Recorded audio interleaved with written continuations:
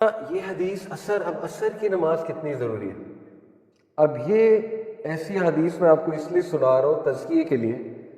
کچھ لوگ D motivate بھی ہو جاتے ہیں ایسی حدیث سے، کہتے ہیں کہ دیکھیں جی ہمیں تو پہلے ہی بڑی مشکل ہو رہی نماز پڑھنے میں، آپ ایسی حدیث سنائیں گے تو وہ موٹیویشن رہی صحیح بھی جائے گی. دیکھیں ہم سچ بتا رہے ہیں، جو نبی صلی اللہ علیہ وسلم نے بتا دیا وہ ہمیں بتانا چاہیے. تو سچ تو یہ ہے کہ اللہ کے نبی صلی اللہ علیہ وسلم نے فرمایا کہ جو کوئی بھی عصر کی نماز جان بوجھ کے چھوڑتا ہے اس کے تمام اعمال نل اور وائڈ ہو جاتے ہیں. اس کے تمام اعمال اللہ نل اور وائڈ کر دیتا ہے. یعنی اتنا بڑا گناہ ہے عصر کی نماز چھوڑنا. ٹھیک ہے. ایک اور حدیث میں آتا ہے جس نے عصر کی نماز چھوڑی وہ ایسے ہے جیسے اس کے فیملی والے اس سے لے لیے گئے، یعنی ہی اور she has lost their family members. اس کی تمام چیزیں اس سے لے لی گئی.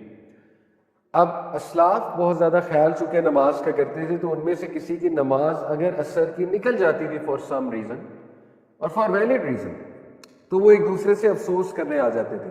پائس پریڈیسیسرز کی بات، افسوس کرنے والی بات ہے. ٹھیک ہے. اگر عصر نکل جائے تو یہ ہمارے لیے موٹیویشن ہے کہ عصر کی نماز کی خاص حفاظت ہے. اور یہ قرآن میں اللہ تعالیٰ نے کہا کہ صلاۃ الوسطیٰ کی خاص حفاظت کرو. بیچ کی وسطیٰ، وسط بیچ کو کہتے ہیں نا، بیچ کی نماز عصر کی نماز، عصر کی نماز کی خاص حفاظت کرو.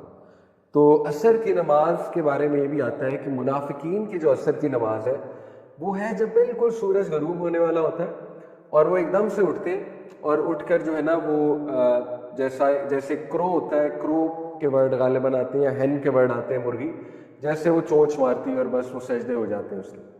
اللہ معاف کرے. دیکھیں یہ احادیث ضروری ہے ہمارے تزکیے کے لیے تاکہ ہم اپنا محاسبہ کریں کہ ہم کہیں اس طرح تو نہیں پڑھ رہے عصر کی نماز کہ منافق والی نماز تو نہیں ہے کہ بالکل جب ٹائم ختم ہونے والا ہے تو ایک دم اٹھے اور وہ پڑھی بھی ایسے کہ جیسے ٹھونگے مارے جاتے. تو اس کو ہم نے بہتر کرنا ہے. اصل میں سنانے کا مقصد یہ ہے انشاءاللہ تزکیہ کرنا ہے اپنا. اور اگر پڑھ ہی نہیں رہے اللہ معاف کرے تو پھر دیکھیں وہ حدیث ہے کہ نبی صلی اللہ علیہ وسلم کو ایک خواب دکھایا گیا. اس خواب میں 2 فرشتے نبی صلی اللہ علیہ وسلم کے ساتھ تھے. ان فرشتوں نے نبی صلی اللہ علیہ وسلم کو برزخ کی پنشمنٹس کا ٹور کرایا. برزخ کی پنشمنٹس، جب انسان فوت ہو جاتا ہے تو برزخ میں بھی پنشمنٹ ہوتی ہے. ٹھیک ہے.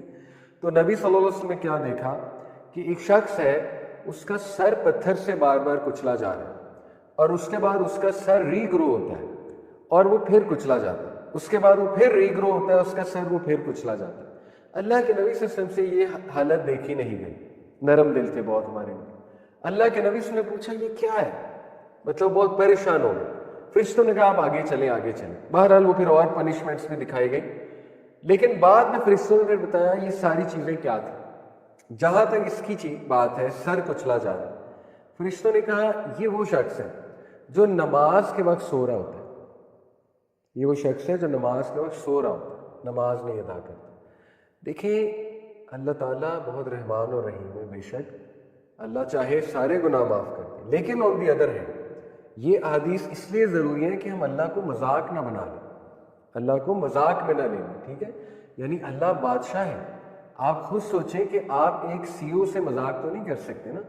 آپ ایک بادشاہ سے کو مذاق تو نہیں لے سکتے، اس کی باتوں کو، اس کی وارننگز کو یہ کہہ کے کہ نہیں وہ تو بہت رحم دل ہے، بہت رحم دل ہے، وہ تو معاف کر دے گا.